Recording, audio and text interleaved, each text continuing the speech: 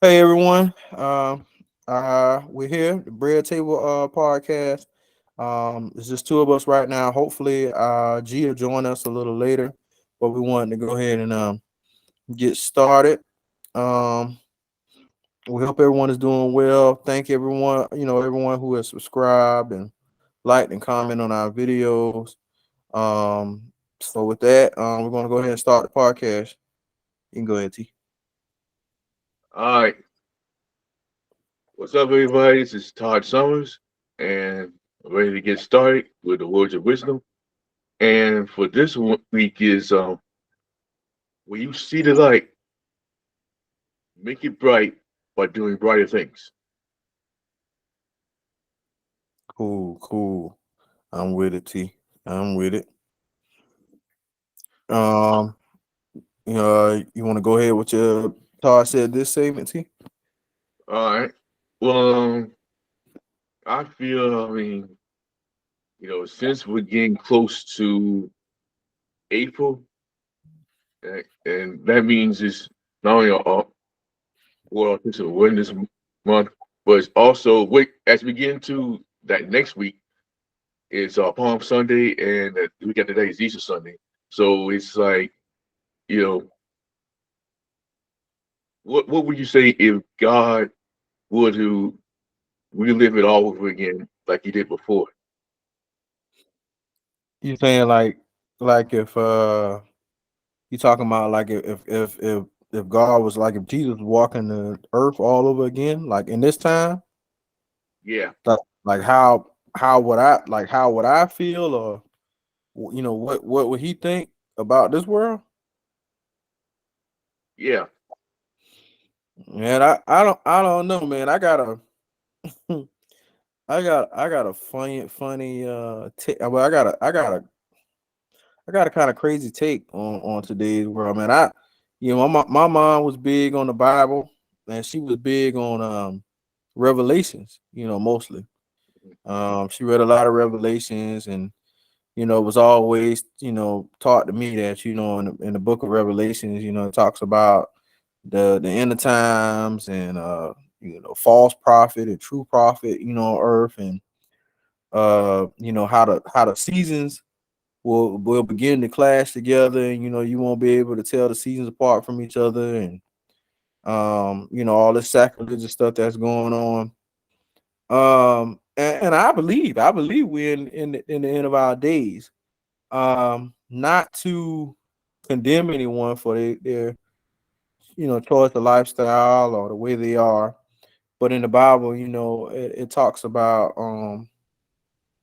you, you know all this blasphemous stuff, and it's, as far as you know saying homosexualism and different things like that. It talks about those things, not always necessarily by the name, but by the action. It talks about those things that have been condemned, and things that was sacrilegious towards God. And I just believe with the way the world is, even though everybody talks about free world and fluidity, and being able to be your true self and all that. I mean, that's good for the human perspective. But if you have a religious perspective, particularly be just between me and you, you identify as a Christian, right, Todd? Okay, and I took, and I basically, I pretty much identify as a Christian myself.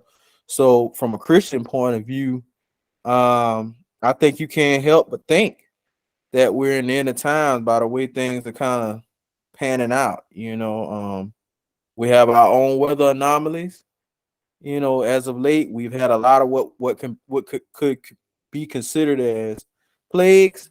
With COVID and going all the way back to the what the pig swine flu or whatever the thing was, and these malaria outbreaks and West Nile and you name it, RSV, whatever you name it, we've been having it, and those could be uh ex- explained as like modern day plagues, and I bring all that to say, when when God sent Moses, to set the Hebrews free or whatever, and he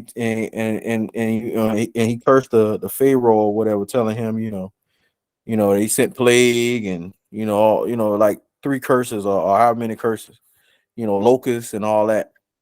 To me, it's kind of like it's the same thing, and I mean, yeah, I don't think, I think if Jesus was walking this earth, I don't know if he'd be pleased, because I mean he made a sacrifice for us so we could still be here, you know.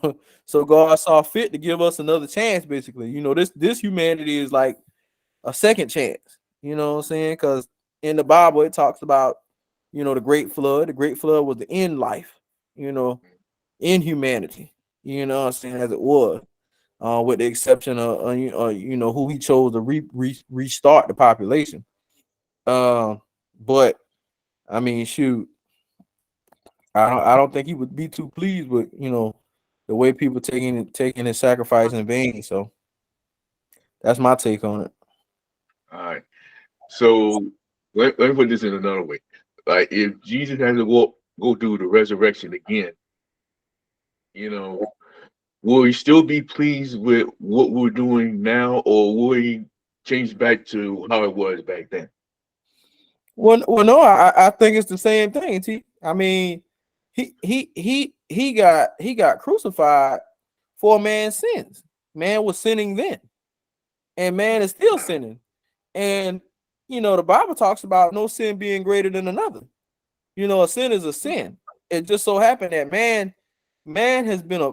I can't speak for God, but if I had to put it in layman's terms, man has been a plague for God. I don't know that he anticipated that his creation would be this uh you know this tumultuous and evil natured, and I don't know. I mean, I can't say whether he did or not, but I would have to think that we didn't turn out to be the plan that he wanted. And I mean, obviously you see grace and you see love and you see things that's worth um that makes life worth living. There's still beauty in all this darkness and all this hatred. It's still beauty out there. But yeah, I don't think he'd be satisfied because we didn't get better. You know what I'm saying? But people don't realize how savage of people back in the day they were, before BC times. And I mean they was killing people, what I'm saying, without conscience and stuff. And polygamy was a regular practice. And I mean it was many things that was sinful, that man did, and they just happened to be people just happened to be really really religious back then, but it was really really religious, and they really did a lot of things that went against religion. So no, I don't think he'd be satisfied with today's world. We didn't get better as humans. We still sinful people. So You that's made my a good point. huh. You made a good point on that one. Yeah. So because it's like we've had guns, knives, and other stuff used as a weapon, and it doesn't make no sense that they would use it against other humans instead of what they usually used for. You Hmm. know, because it's like let's see if God look at closely to our location. If he would have seen this right now, I mean, there's no guarantee that heaven's on your um bucket list because it would be something totally the opposite. Yeah. Yeah. I like I said, man. You bring up. I mean, it's a good question. And I think it's a good question because like I said, obviously, I believe, as a Christian, that if you look at the signs, um, that you would think maybe the end of days are close. And people say the end of days, when I say close, you're like, 2 days from now, a week, couple years. No, I don't know the time. When I say close, I just mean maybe in this millennia. You see what I'm saying? I mean Right. that still will be close if you're talking about the end of time. It might not happen during me and your lifespan, but I mean, it could be our great, great, great, great grandkids, or something. I mean, I'm just thinking maybe sometime in this millennium, but um, no, I mean that, like I said, that's a good that's food for thought. Right. So that's all I got for right now. You don't want to do your second? Yeah, yeah. I'll go into mine. So, this is Dre, and y'all know my segment is words on the street. So I got a couple interesting news related events for y'all today. Um the first one I'll start off with is, and this is kind of entertainment, but Jonathan Majors, Mm-hmm.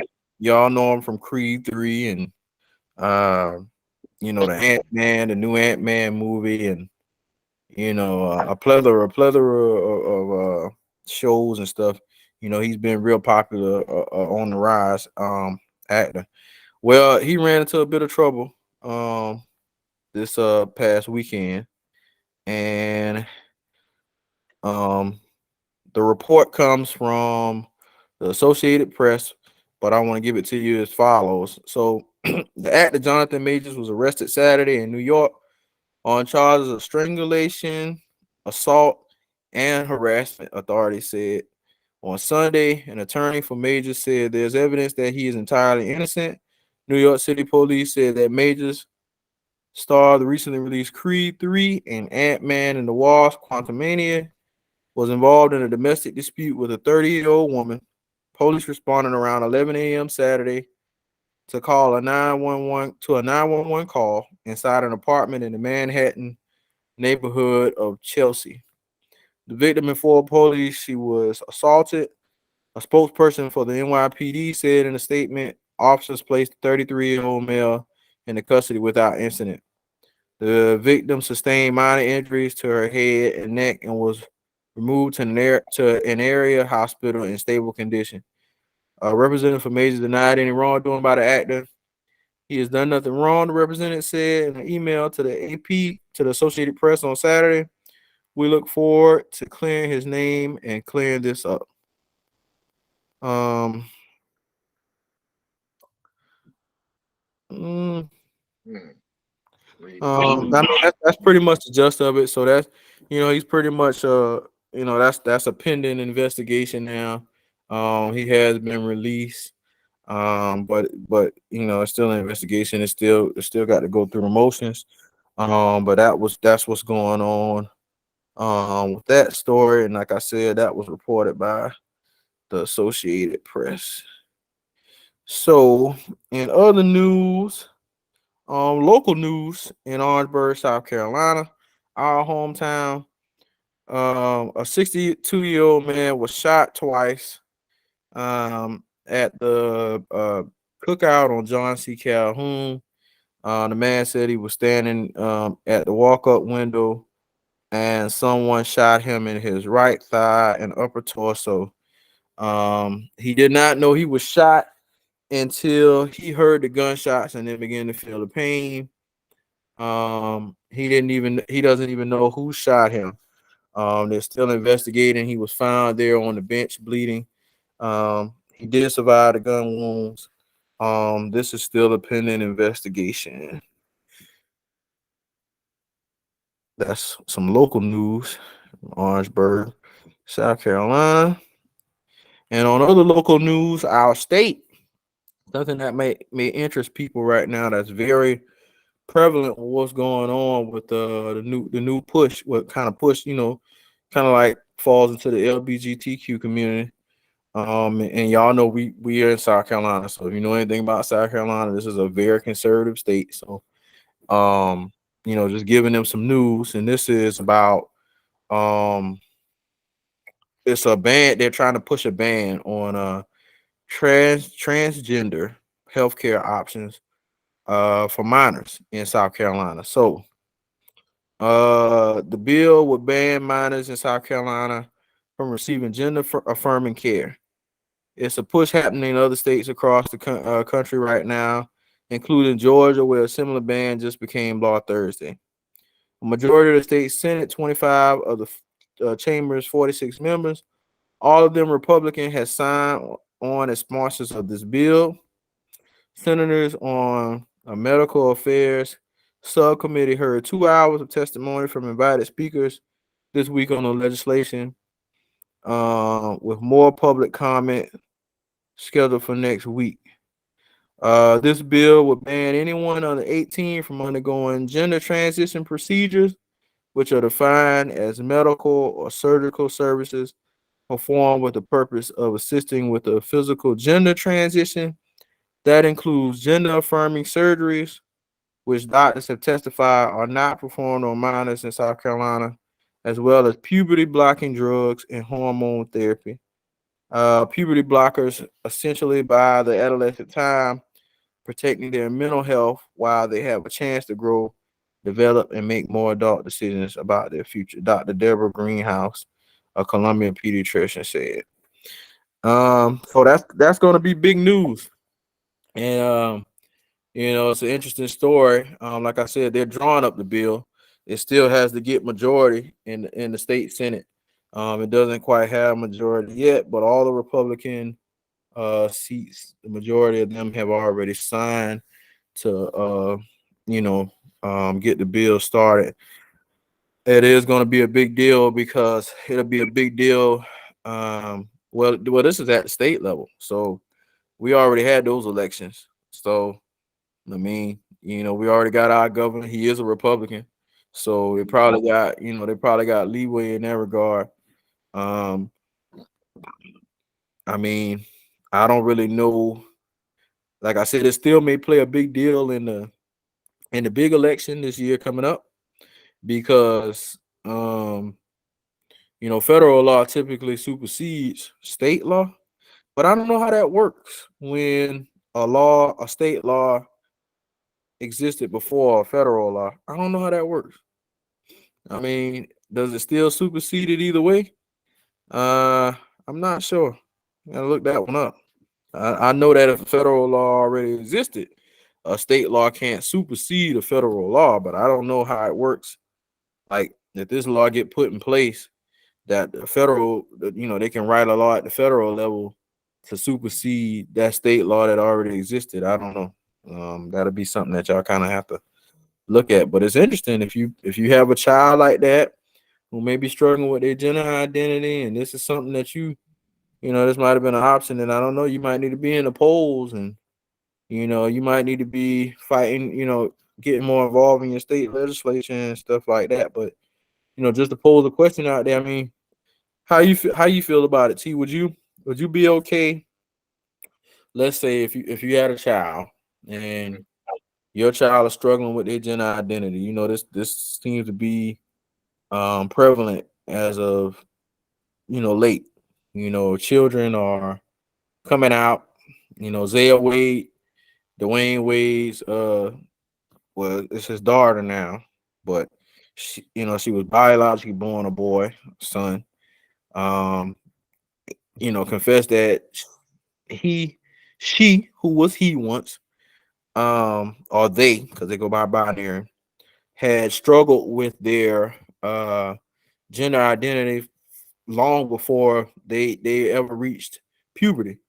And you know, somewhere along the process, because they've actually made the transition to actually being legally identified as a girl, gender identity wise, as well as legally changing their name from, I can't even remember what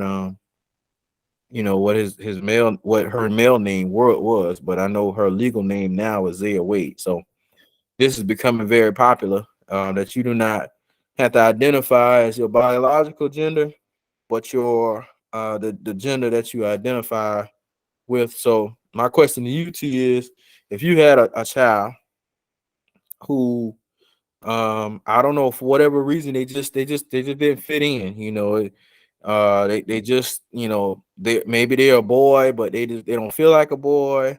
They don't want to, they don't identify as a boy, and this is going to help their mental health. This might help them be a better person down the road or whatever. Do you think that for your mental health, for your child's uh you know s- mental stability and uh uh you know social progress, do you think that it's okay to allow children to be able to seek out these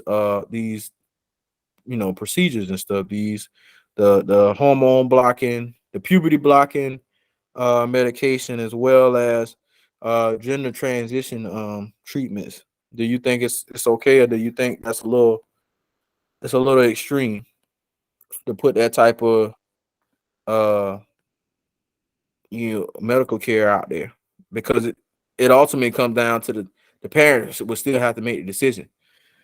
And I say that because that was an argument that some opposing the bill make, that it's more about, okay, well, you put that out there, now it's available to children. The parents have to make these decisions. Well, what about the parents who have a boy, birthed a boy, but they always wanted a girl? They always wanted a daughter.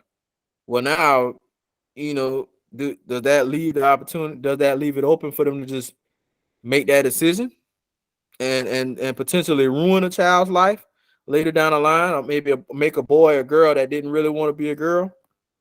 I don't know, but that's my question to you. Like, do you think it's okay, morally right, to allow these children to receive these type of procedures? All right. I can explain this in two ways. One way is like if the first you don't succeed, like the old saying, try again. And another way is like you gotta let them know that this stuff doesn't always come easy as being your previous gender. And more or less, we live in a world where people are judged more than what we may realize. So you gotta think of that towards, you know, your mental health and physical health along the way. Yeah, yeah, I'm with you. I'm with you on that. I mean, that's a good way to look at it. I mean, I like to try to be open minded on a lot of things, and I am open minded. I mean, do what you feel is best, but if it's my child, no, I'm not signing off on it. And for a lot of different reasons, not just because I'm like, you a boy, so you just got to be a boy and you got to play with boy things. No, not for that. I think you got to learn to be comfortable in your own skin. If you have to, if you have to be, if you have to change your label, and you have to change your identity, and you have to change your sex, for someone to accept you, or for you to accept yourself, that to me says, well, what if they don't accept you after? You still gonna be okay with it? People forget, and I know some people will say, well, it's not the same, but it's not the same, but in a likeness. There was a time when, black people, I mean, and even today they still get, ostracized, and prejudice still exists against them.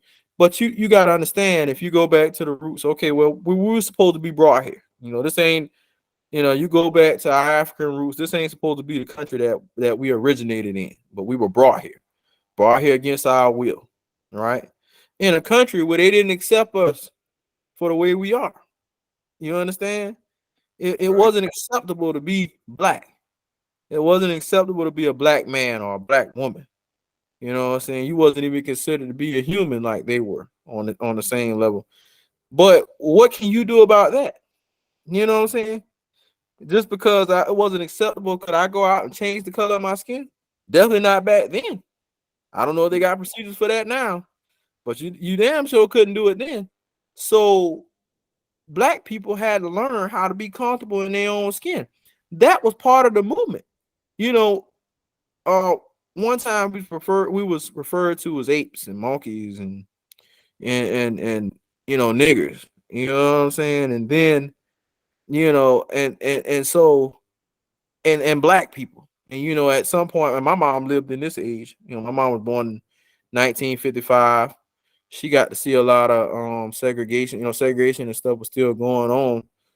She went to the first integrated high school here in Orangeburg, South Carolina, which was a merger between Wilkinson High and Orangeburg High. Orangeburg High being the white high school in Orangeburg, all white. Wilkinson High being the all black high school, and it merged about when she first was going to ninth grade. It merged, and she was one of the first students to go there. But I say all that to say, it like I said, it was offensive to even be called black. And it was nothing you could do about it. And people had to learn. It came from people taking pride in being in their own skin. James Brown, I'm black and I'm proud. Simple song, man. And it's a song and it had a little tune and people dance. But it was a movement. And from that point, black people began being okay with being called black. So it's history behind that stuff. And I just bring that point up to say, you got to be okay with being a homosexual. You got to be okay with being a lesbian. You got to be okay with being bisexual. You got to be okay with being gay. You got to be okay with being trans, or or poly, or any other subcategories that exist out there. You got to be okay with being whatever it is you're gonna be. If that's you, I don't think it requires medicines. I don't think it requires labels. I think it requires confidence. You know what I'm saying? And that's why I would be against signing for my child, because if I'm going to do it, I want to teach my child. Let me get to know you. This is who you say you are. This is what you say you are. Show me how confident you are just being that the way you are. Don't say, Dad, I need to go get the surgery. That's the only way I'm ever going to be happy. Well, that's a decision for you to make when you get grown. I couldn't co-sign on that for my 12-year-old or my 11-year-old. You know, that's a hell of a decision that you done came to already at 12 years old.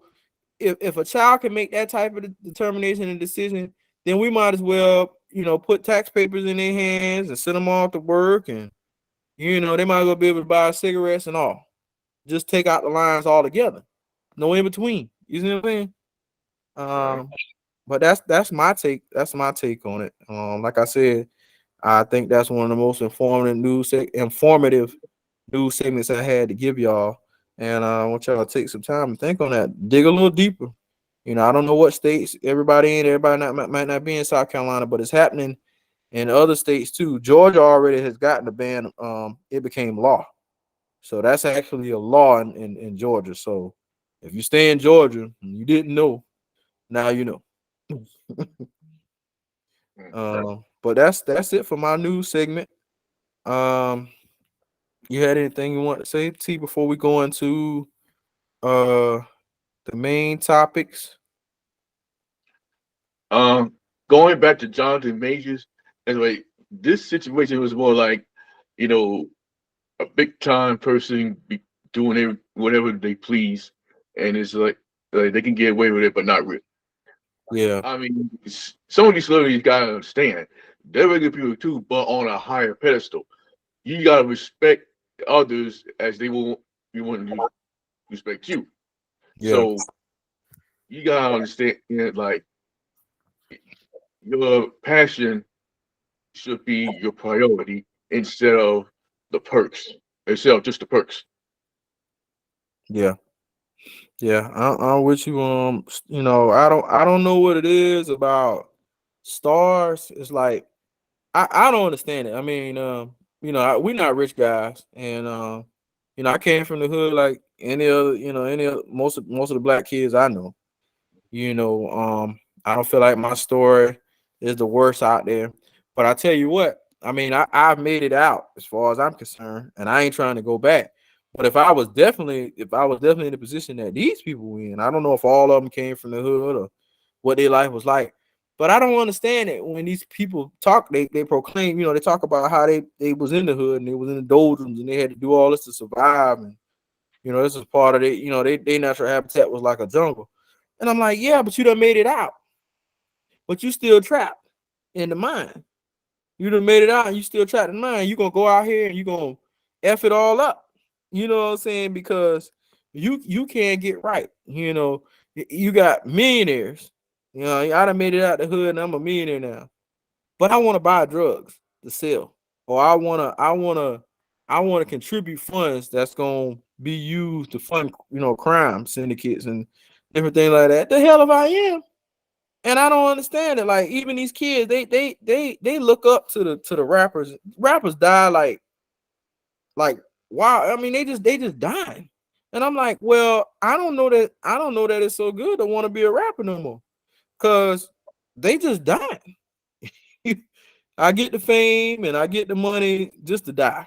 Cut down to my prime. 25, 27, 23, 20, 22. That don't look real cool. You know what I'm saying? That don't look real cool.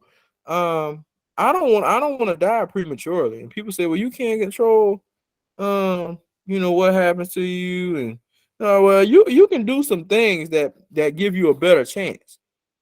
You know what I'm saying? Um, and it just don't make sense. You know, um, these radical radical ideas that this generation got about success and survival, and these stars, man, they just squander. R. Kelly is another one, even though he older, but he Yeah, just I don't understand it, man. And I don't know all the ins and outs of all his situations, but I mean, obviously we've been following R. Kelly since the 90s.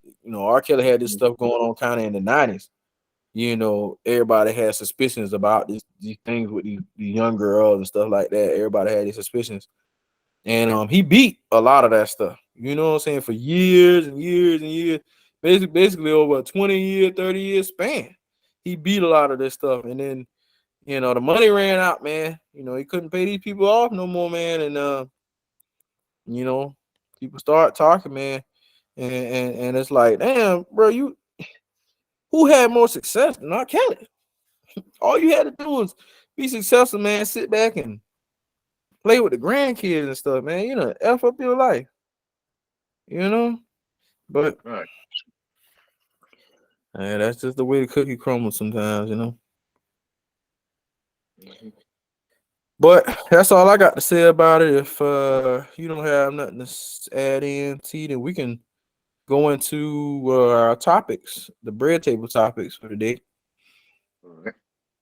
So we got some interesting topics for y'all today. We like to be a little diverse. We don't want to just talk about sex or we don't want to just be talking about entertainment or you know parenthood. We want to touch on a lot of different things. So a topic today that was kind of introduced by T.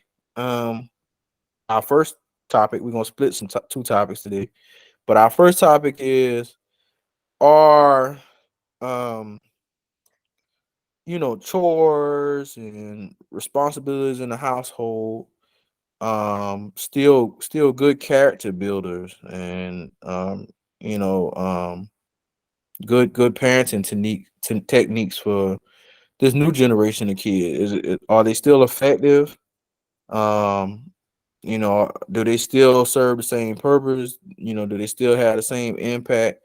That's the first topic we're talking about. So with that, we're gonna lead into, and I'll let you lead off, T, on what you think. Do you think they're still good character builders, still useful in today's world with these new generation kids?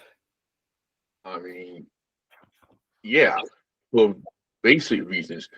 Like, say if you're old enough to get a job and they want you to do this, are you able to do it? Or you just saying you got judges, you got a job.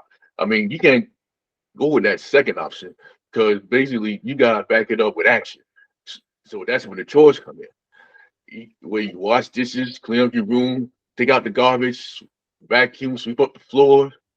I mean, that comes at a price that you can ever imagine. Like, think of it. I mean, there's plenty of cleaning companies that started out at the home. So Yeah. you gotta look at it as, hey, you know what?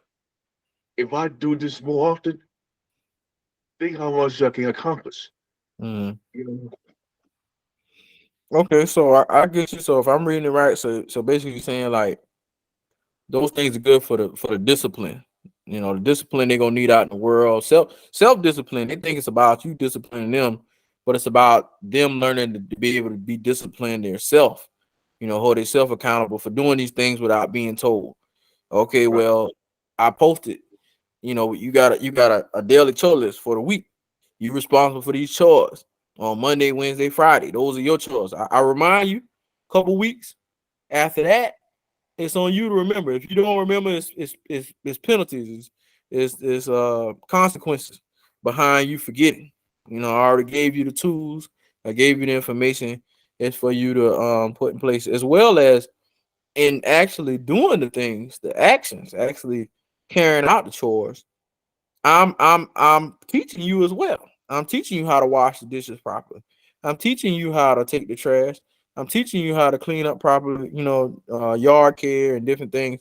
Because when you're a teenager, those are the jobs that typically available to you. You know, you'll go work at a fast food restaurant. That's one of the fastest places to get hired as a teenager. And what are you gonna do? You're gonna wash dishes, you're gonna take trash, you may flip some burgers or something. I mean, but you might probably be a cashier or something, and then you got they work in retail a lot. So um I mean, so yeah, no, I mean, I definitely agree with you on that. um I think that's a good point. My take on whether it's effective or not, um I don't know. I don't know how effective it is with this new generation. I don't know many things that is effective with this generation. That's the problem with this generation, because you don't know what affects them. They're so you know um out of tune with reality, and nothing bothers them, and they're so self-revolved that you don't know what how impactful it is.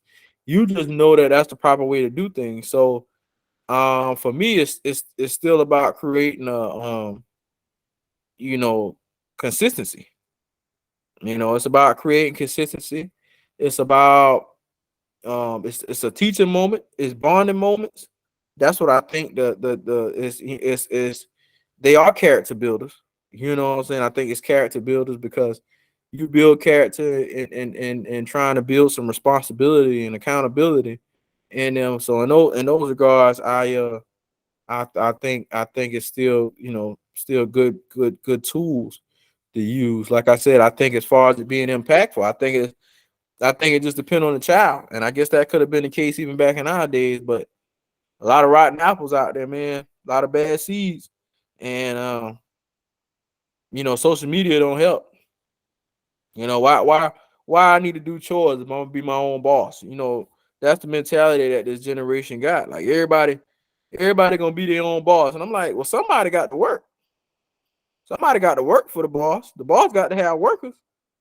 So if everybody gonna be bosses, who gonna be the workers?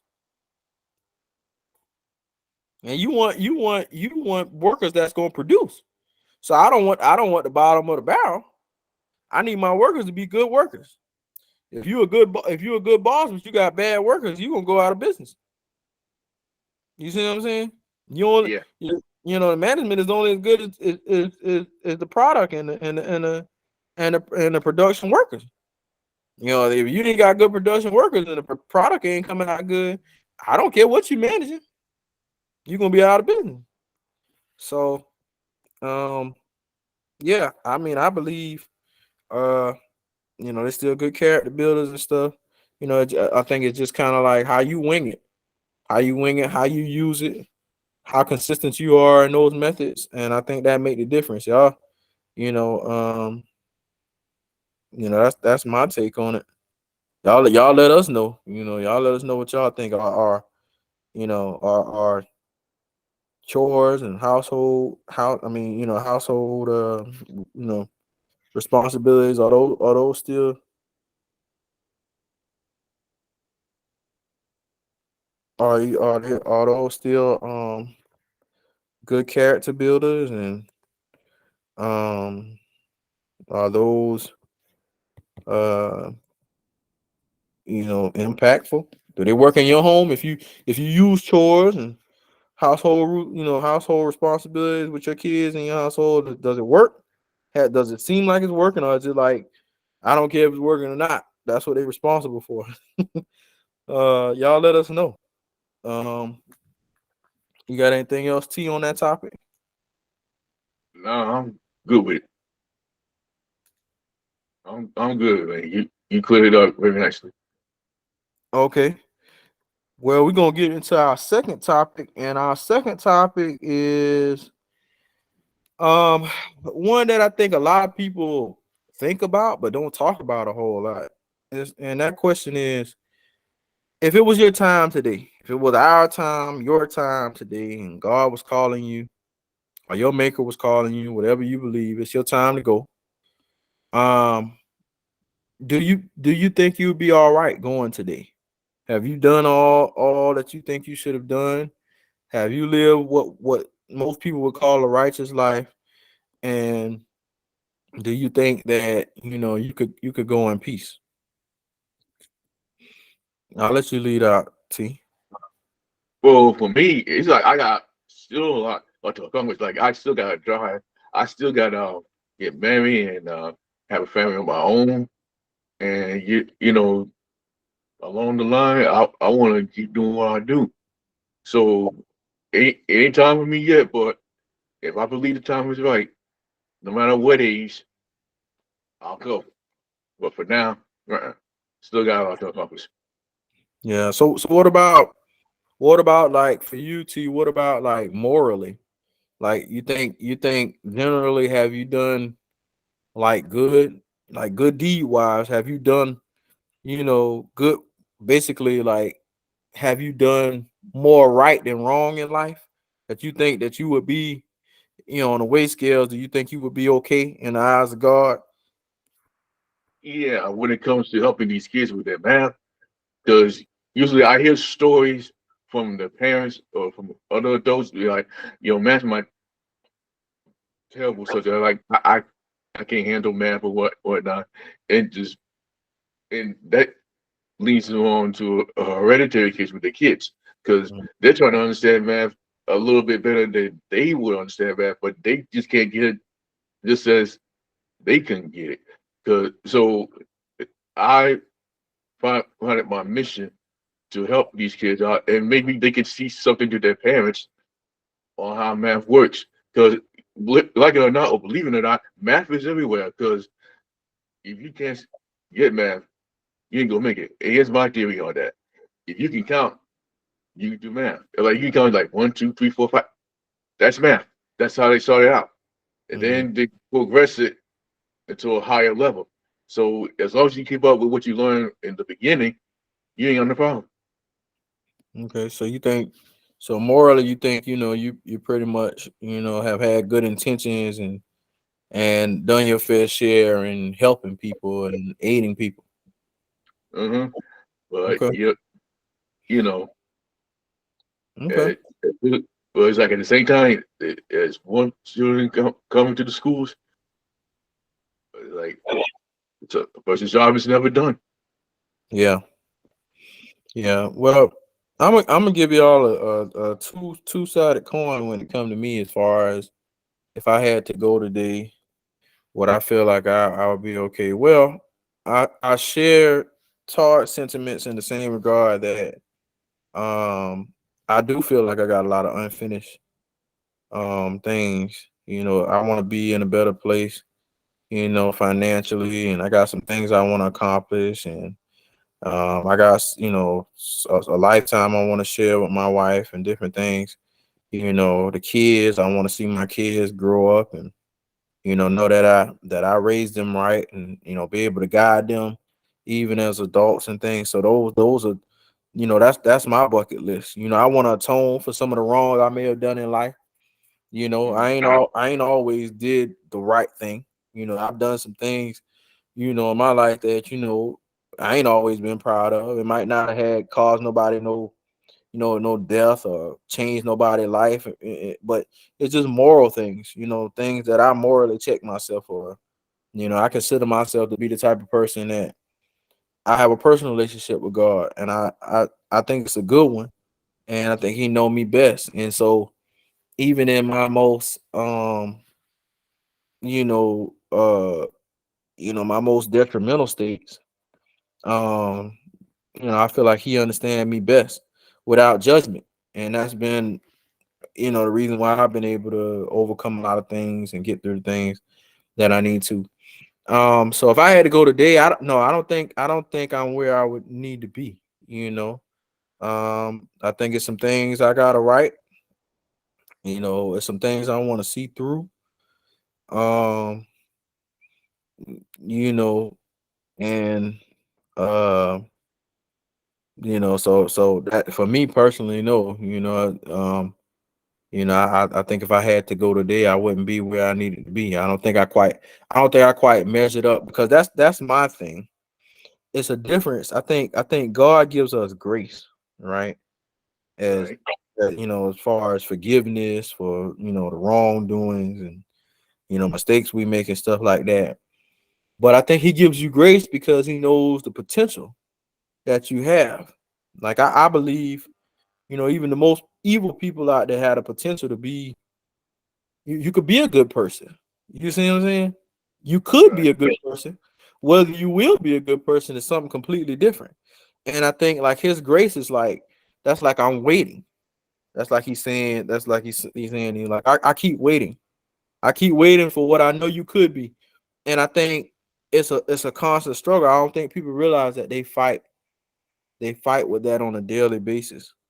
You know, Something that I've heard a lot of men talk about. You talk about demons. People talk about demons and stuff, right? And you hear a lot of men say, my demons, that's my demons. They refer to that a lot of times when it comes to like infidelities and men out here, cheating with a lot of women and stuff like that. Men typically refer to that as like they demons and stuff like that. And it may be different for everybody. I don't know, but it make a lot of sense. Do I believe demons are really on Earth? Yes, yes, but I don't think they're your demons like you see in the movies and stuff like that. I think they lie in humans. They lie in lust. They lie in envy. They lie in sin. They come through the form of man. You know what I'm saying? That's why I think the demons are. People don't realize the capabilities of humans.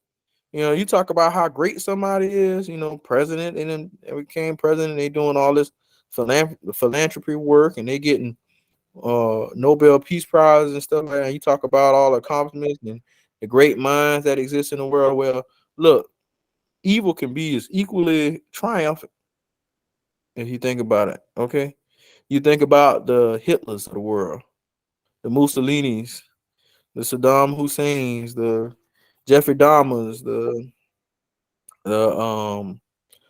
the John Wayne Gacy's, the Son of Sam's, the what's the guy out in that was in Los Angeles, the Night Stalker. Oh, Um, I mean, you think about these, and you compare them to your Mother Teresa's and your Martin Luther King's and you know, your Nobel Peace Prize winners. It's equally as great as those people are. It's just equally evil, you know, out there. And that I say that to say that man's capabilities are limitless, whether they're negative or positive. You know, the monsters are here. Now they live in us. They live amongst us. We are the monsters, not necessarily you and I. But I'm just saying these are real life monsters. It ain't the ones that hiding in your bed and in your closet. The monsters are here. They reside in people. When you see these heinous crimes and stuff that happen, these tortures, and the rapes and all the stuff that's monsters. Those not humans. They just they're coveted by that human skin. But yeah, I mean, I like I said, I got a lot of unfinished things. I mentioned, like I said, with my wife and my kids and stuff. But outside of that, just morally and atoning for some of the things I may have done younger in my life and right wrongs that I had, early in my life that I want to atone for. I don't feel like I'm where I need to be. So that's a question we leave up to y'all. Think about that. We want y'all to interact with us. We still working through the kinks and stuff of our podcast, but get in our comments, like, subscribe, hit the notification bell. We love for y'all to interact with us. If you leave comments, we will respond back. Anytime you want to comment or come on the show, if you leave us your email, or you can email us on the bread table. I mean, you can message us on Facebook, at the bread table podcast. You can send me a message, send us a message saying you want to get on for the next show or something like that. Even if it's a topic that you got, that you want to talk about, we can talk about it. We love your feedback, but y'all, think about it. Talk to us and let us know. You know. Unfortunately, we're missing one of our members for this show. I don't, he might have had a few things. He had maybe a couple things he had to attend to, but you know, he's still with us. You Mhm. know. But you got anything else, T? Oh yeah, check out my podcast. Todd said this. I post it every Friday. I do it every Friday and post it every Friday, and you can catch the YouTube version of it on the weekend. But most of I do it on Sunday. I only did it on one Saturday, but hopefully, if I get the chance, I'll do it on a Saturday. If not, it'll be on a Sunday. But if you like what you hear on the podcast, leave me a message, like, subscribe on YouTube and whatnot, and that's it. Oh, T, hold on 1 minute. I got one little piece of information. Excuse me, I got to leave out for a minute. I'm coming right back, T. All right.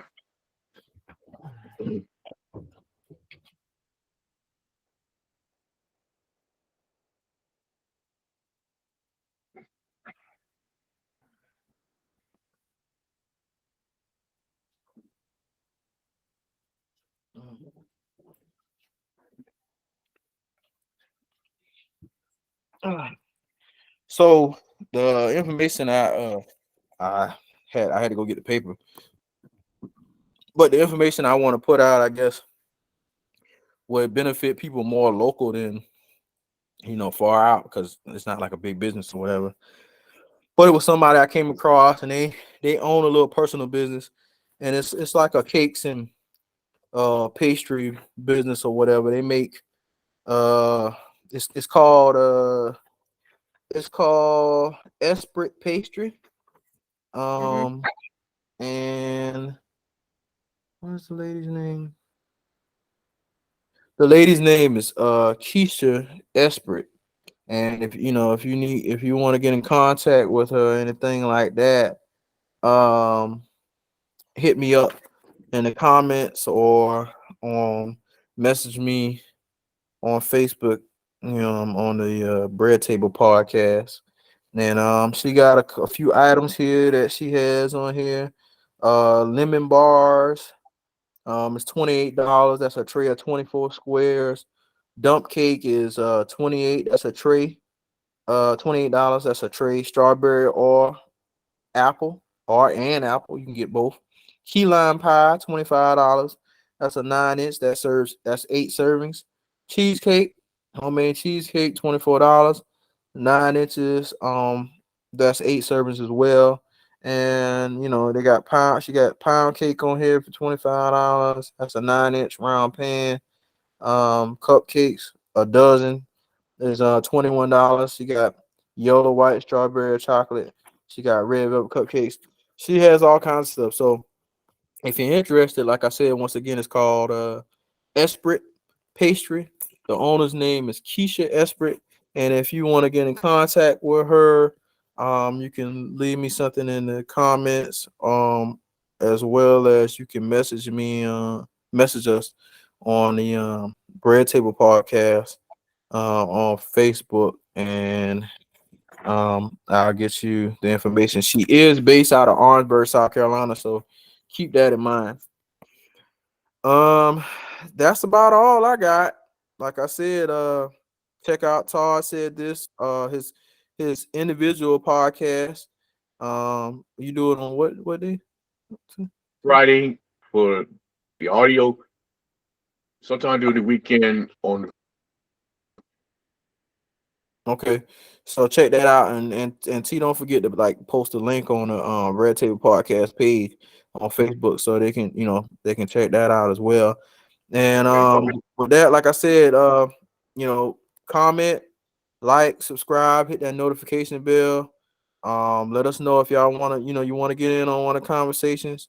It is pre-recorded right now. We'll be doing some live shows pretty soon. But yeah, let us know what you think. And with that, we out. All right. See y'all next time.